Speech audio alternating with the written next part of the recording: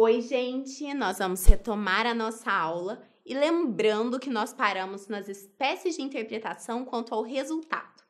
Para continuar, eu vou explicar e diferenciar as interpretações extensiva e analógica e essas duas da analogia. Conforme eu havia dito, a interpretação extensiva é aquela na qual concluímos que devemos ampliar o alcance da palavra da lei para corresponder à intenção do legislador. Nesse caso, o alcance da palavra é ampliado para que o tipo penal não fique sem aplicação.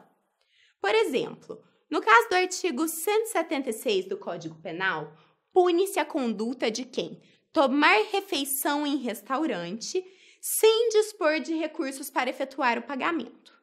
Ampliando-se o termo restaurante para abranger também boates, bares, pensões, entre outros estabelecimentos similares, evita-se que o sujeito faça uma refeição em uma pensão sem dispor de recursos para pagar, sendo punido por estelionato, cuja pena é mais elevada. Também, por exemplo, na hipótese do artigo 235 do Código Penal, que fala da bigamia, percebe-se delituosa a conduta de quem se casa duas vezes.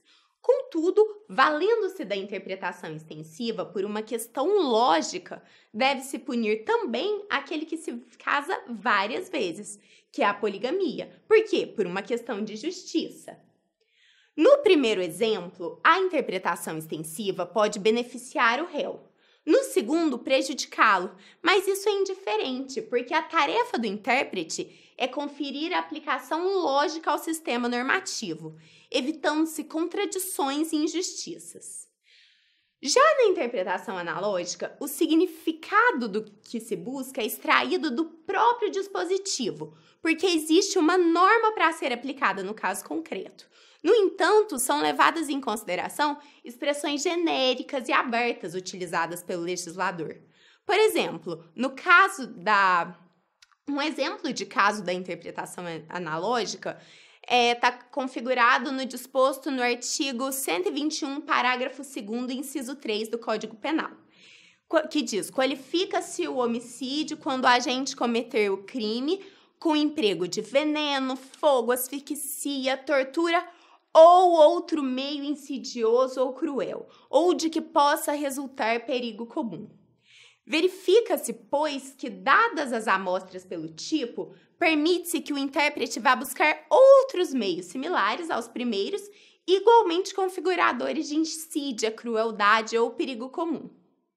A adoção das interpretações extensiva e analógica é amplamente aceita pela doutrina e jurisprudência. As hipóteses de interpretação expostas não se confundem em hipótese alguma com a analogia. A analogia é regra de integração e não de interpretação. Na analogia, o recurso é diferente. Não existe uma norma a ser aplicada ao caso concreto. Portanto, a integração da norma é realizada visualizando-se o que o legislador estipulou para outro caso similar. Ou seja, cria-se uma norma penal onde originariamente não existia nenhuma.